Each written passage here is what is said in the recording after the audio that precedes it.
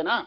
లబలబ ఏడవాల్సి వస్తున్న మోడీ దగ్గర పోయి లేకపోతే సిఆర్ పాటిల్ దగ్గర పోయి మొత్తం నీళ్ళన్నీ తెలంగాణ తీసుకుంటుంది, మేమేం చేయాలని? తెలంగాణ లోపలికొచ్చి చంద్రబాబు నాయుడు లేకపోతే జగన్మోహన్ రెడ్డి ఆపగలుగుతుండ్రా జూరాలలో ఉండుంటే? ఈరోజు జూరాల నుంచి శ్రీశైలం పంపించుడితోటి నీకేమో 0.25 టీఎంసీ నీళ్లు తీసుకోవడానికి ఉంటే వాళ్ళకి 13 టీఎంసీలు తీసుకోవడానికి ఉంది.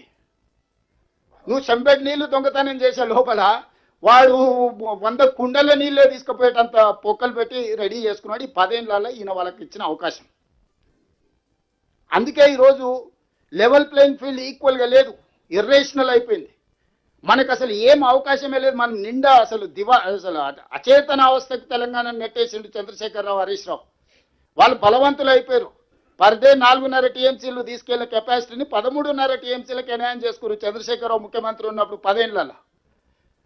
ఈ రోజు నువ్వు ఏం చేసినా శ్రీశైలం బ్యాక్ వాటర్స్ నుంచి నీళ్లు తీసుకోవాలంటే మన శక్తి సరిపోదు. నువ్వు అన్ని అనుకున్నట్టు కంప్లీట్ చేస్తే కూడా 2 టీఎంసీలు తీసుకోలేవు. ఇవాళ జూరాల నుంచి తరలించడంలో నీతి అన్యాయం జరిగింది, నిధుల దోపిడీ జరిగింది. ఈ దానికి కేబినెట్ అప్రూవల్ లేదు. ఎట్లయితే మేడిగడ్డ నుంచి తుమ్మిడిహట్టి నుంచి మేడిగడ్డకు మారిస్తే ఎట్లయితే కమిషన్ మీరు కేబినెట్ అప్రూవల్ అడిగిండో, ఈరోజు నేను ఇదే మాట అడగదలుచుకున్నాను చంద్రశేఖరరావు గారిని శాసనసభలో.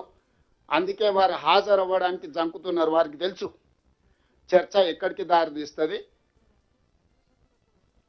స్టెప్ బై స్టెప్ ప్రతి లెటర్ ఎట్లా తీసుకొచ్చి మనం ముందర పెడతాము, ఏ రకంగా చర్చ చేస్తాం అనేది వారిద్దరికీ తెలుసు. అందుకే తొండి వాదన మొండి వాదన బలంగా వినిపిస్తారు. ఎప్పుడైతే నేను ఇంటర్నల్ మీటింగ్లో ఇవన్నీ మాట్లాడి ఆఫీసర్లకు నేను ఒక డైరెక్షన్ ఇచ్చిన దీని మీద ఎంక్వైరీ చేద్దామని, ఎప్పుడైతే నేను 4 రోజుల క్రితం ఇది అన్నానో హరీష్ రావు గారు ఇది వదిలేసిండు. మళ్ళీ బంకచెర్ల నల్లమల సాగర్కి పోయి గోదావరి మీద మాట్లాడుతుంది. ఇప్పుడు ఇది మాట్లాడతలేడు. ఇప్పుడు ఇంకా 3 రోజుల నుంచి మీరు హరీష్ రావు గారి స్టేట్మెంట్ చూడండి. నేను 4 రోజుల క్రితం మా అధికారులందరినీ పిలిచి కూర్చోబెట్టి ఓకే ఫైన్ బాగుంది చర్చ అంతా చేద్దాం, TO terms of reference ready అయ్యండి, ఎంక్వైరీకి ఆర్డర్ ఇద్దామని చెప్పి ఆఫీసర్లు అందరికీ చెప్పిన.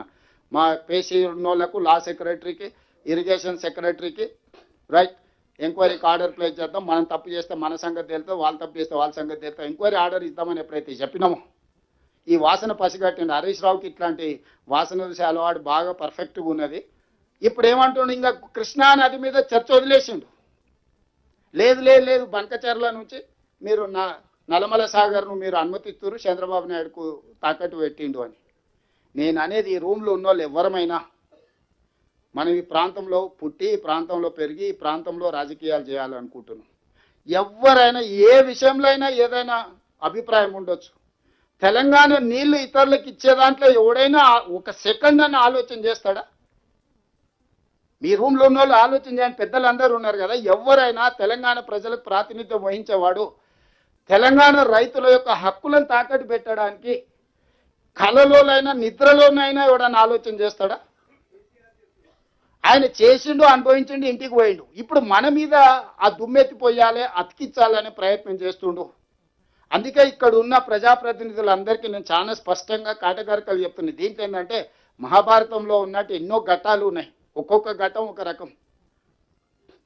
ఇది మల్టీ కాంప్లికేటెడ్. ఎందుకంటే ఆంధ్రప్రదేశ్ ఉంది, తెలంగాణ ఉంది, కేంద్ర ప్రభుత్వం ఉంది, కృష్ణా ట్రిబ్యునల్ ఉంది, కృష్ణా రివర్ మేనేజ్మెంట్ బోర్డు ఉంది, పర్యావరణ అనుమతులు ఉన్నాయి, సిడబ్ల్యూ సెంట్రల్ వాటర్ కమిషన్ అనుమతులు ఉన్నాయి. ఇది ఎన్ని రకాలుగా చిక్కుముళ్ళు ఉన్నాయంటే చార్మినార్ దగ్గర ఆటో నడిపినట్టు ఉంది. ఎవడు ఏ పక్క నుంచి ఏ సందులో నుంచి ఓడొస్తాడో, సైకిల్ మోటార్ వాడు వస్తాడో, కారు వాడు వస్తాడో, ఎవడు వస్తాడో తెలియదు, నడుచుకుంటే వాడు వస్తాడో, అరటి పండ్ల బండి వచ్చి అడ్డం పెడతాడో తెలియని పరిస్థితుల ఈ జల వివాదాలకు సంబంధించిన చర్చ ఉన్నది. ఈ చర్చను పూర్తి స్థాయిలో సభలో ఎండగడతాము. ఇందులో వచ్చిన వాళ్ళకు కూడా క్లియర్గా గోదావరి నది, కృష్ణా నది రెండు నదుల మధ్యలో ఉన్నదే తెలంగాణ. ఈ తెలంగాణ హక్కుల కోసం మన ప్రభుత్వం ఉమ్మడి రాష్ట్రంలో హక్కులను సాధించుకోలేకపోతున్నాము, హక్కులకు అన్యాయం జరుగుతుందని, నష్టం జరుగుతుందని తెలంగాణ రాష్ట్రం ఇచ్చినాం. తెలంగాణ రాష్ట్రం వచ్చిన తర్వాత వెళ్ళి కిరణ్ కుమార్ రెడ్డి తయారు చేసిన పేపర్ మీద కేసీఆర్, హరీష్ రావు గారు ఇద్దరు కలిసి సంతకం పెట్టేస్తే ఆ కిరణ్ కుమార్ రెడ్డి కంటే వీళ్ళు ఎక్కువ దుర్మార్గులు కదా. కాళోజీ చెప్పిండు కదా, పక్కోడు చేస్తామని పొలిమేరలు అవుతారు తరుతాం, వీడియో అయితే ఇక్కడ పాత్ర వేస్తాం అనేది చెప్పిండు కదా. సో అది సరిగ్గా వీళ్ళిద్దరికి వర్తిస్తుంది. ఆ రోజు ఇరిగేషన్ మినిస్టర్ హరీష్ రావు గారు, చీఫ్ మినిస్టర్ కేసీఆర్ గారు, వీళ్ళిద్దరిని ఉరేసిన నేను అథారిటీగా చెప్తున్నా, వాళ్ళిద్దరిని ఈ జలాల విషయంలో చేసిన అన్యాయానికి హరీష్ రావు గారిని, కేసీఆర్ గారిని ఊరే తీసినా తప్పు లేదు. ఇదే మిడిల్ ఈస్ట్ కంట్రీస్ అయితే చౌరస్తాలనే ప్రజల చేత రాళ్లతో కొట్టించి చంపించుండేవాళ్ళు.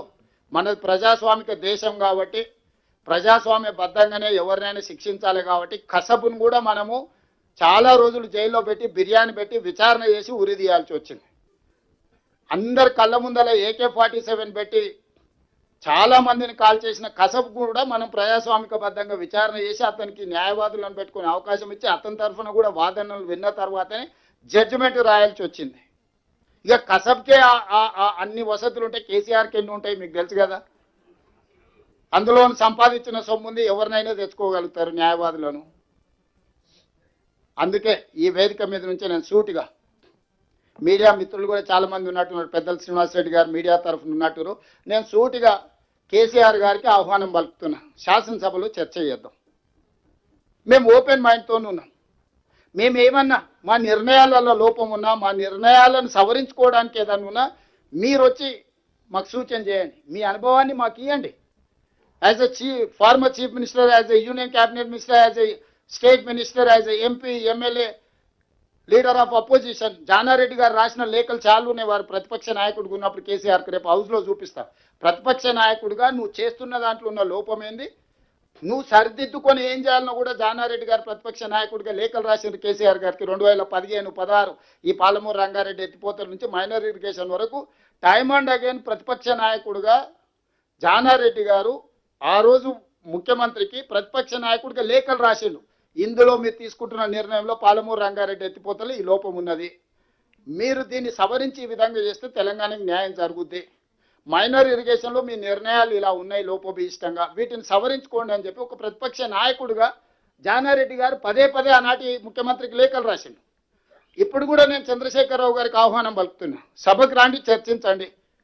పోనీ సభలో చర్చించడానికి మీకు నామోషిక ఉంటే మీరు ఏం సూచన ఇస్తారో లేఖ రాయండి, ఏం చేద్దామో చెప్పండి, కార్యాచరణ చెప్పండి, ఎట్లా ముందుకెళ్దాము మీరు ప్రణాళిక ఇవ్వండి, డిబేట్ చేద్దాము, ఇరిగేషన్ ఎక్స్పర్ట్స్ ముందర పెడతాము, ఏం చేద్దాము మీరు రాండి, మీ అనుభవాన్ని తెలంగాణ కోసం వాడండి. నేను స్పష్టంగా చంద్రశేఖరరావు గారు సూచన చేస్తున్న, సభలో మీ గౌరవానికి మీ మర్యాదకు భంగం వాటిల్లదు.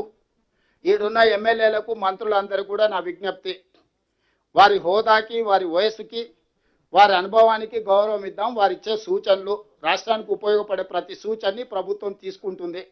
ఈ ప్రభుత్వానికి ఎక్కడ భేషజాలు లేవు. మాకు తెలిసిందే మొత్తం ప్రపంచం అని మేము అనుకోవడం లేదు. బెస్ట్ ఆఫ్ ద బెస్ట్ ఈ స్టేట్ కోసం పనిచేయాలని మేము అనుకుంటున్నాము. దానికి కన్సల్టెంట్స్నే బయట ఉన్న వాళ్ళని అపాయింట్ చేసుకుంటున్నాం. ఒక సీనియర్ ఎక్స్పర్ట్, ఒక సీనియర్ ఎలక్టెడ్ రిప్రజెంటేటివ్ సూచన చేస్తే ఎందుకు ఇగ్నోర్ చేస్తాం మేము? ప్రజలు కూడా చూస్తారు కదా సభను. ఒకవేళ చంద్రశేఖరరావు గారు అంశాలను ప్రస్తావిస్తున్నప్పుడు మేము వారికి భంగం కలిగేటట్టు లేకపోతే అడ్డు తగిలి ఏదైనా అడగోలుగా మేము మాట్లాడితే ప్రజలు చూస్తారు కదా, గమనిస్తున్నారు కదా ప్రజలు అన్నీ. ప్రభుత్వ పరంగా మేము ఏమైనా వారికి ఏమైనా ఇబ్బంది కలిగించినా లేకపోతే ఏదైనా అంశాలను మేము వారికి అవమానం జరిగే విధంగా మీద ఏదైనా వ్యవహరిస్తే ప్రజలు లేరా? ఆ విజ్డమ్ ప్రజలకు ఉంది కదా. కాబట్టి ఈరోజు ఇంకా చాలా విషయాలు ఉన్నాయి, లోతుగా సభలో మాట్లాడతాం. నా విజ్ఞప్తి ఒకటే, ఇక్కడికి వచ్చిన ప్రజాప్రతినిధులందరికీ ఉమ్మడి రాష్ట్రంలో జరిగిన అన్యాయానికంటే 10 సంవత్సరాల చంద్రశేఖర్ గారి పాలనలో 100 సంవత్సరాలు సరిదిద్దలేనంత అన్యాయం తెలంగాణకు కృష్ణా గోదావరి జలాలలో, అది నీళ్లు కావచ్చు, నిధుల ఖర్చు కావచ్చు, అన్యాయం జరిగింది. ఇంకా అన్యాయాన్ని చూసి ఏడ్చుకుంటూ కూర్చుంటే మనం ముందుకు కూడా వెళ్ళలేం. కాబట్టి ఏదో రకంగా శక్తి కూడా తీసుకొని ప్రభుత్వం ముందుకు వెళ్తుంది.